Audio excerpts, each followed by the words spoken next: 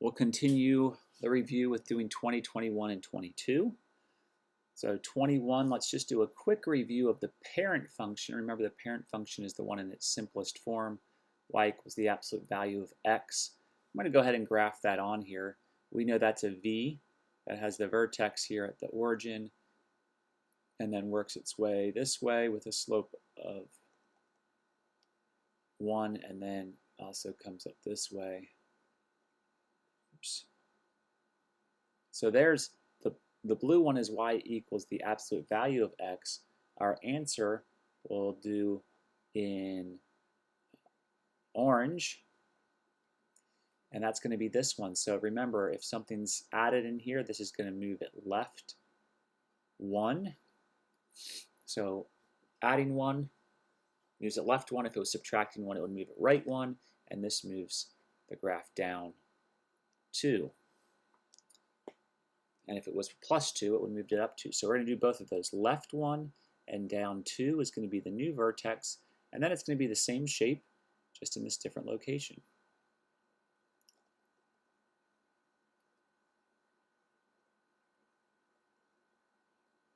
And there's the graph of y equals the absolute value of x plus 1 minus 2.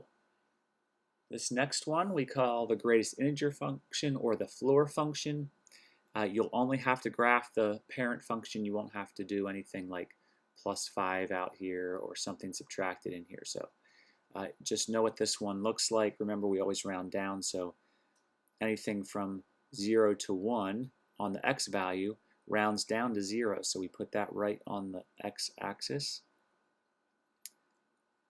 1 to 1.9999, that rounds down to 1. So we put that on 1. So closed circle on the left, open circle on the right. That pattern continues, and we have the greatest integer function, or the always round down function. And you don't have to draw all of them in. You can just put a dot, dot, dot to show that it continues. And there's those two functions. Next one, we want to use this function. So remember, these brackets here mean always round down. So if we take f of 0.78, we're going to put 0.78 in here. Now, when we learned it with our book, it was just full brackets. And then minus 3. So order of operations tells us we want to round down first and then subtract 3.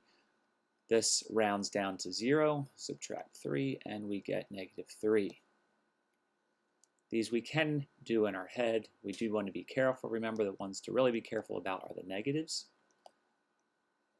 So round down 1.2 and then subtract 3. 1.2 rounds down to 1. Subtract 3 gives us negative 2. And the last one, f of negative 4.9. This is the one that sometimes gets tricky. We want to round down. Now, someone even mentioned we want to move to the closest integer to the left. And in this case, that would be negative 5. So negative 5 minus 3 is negative 8. So there are the 3 values you get for these 3 domain values.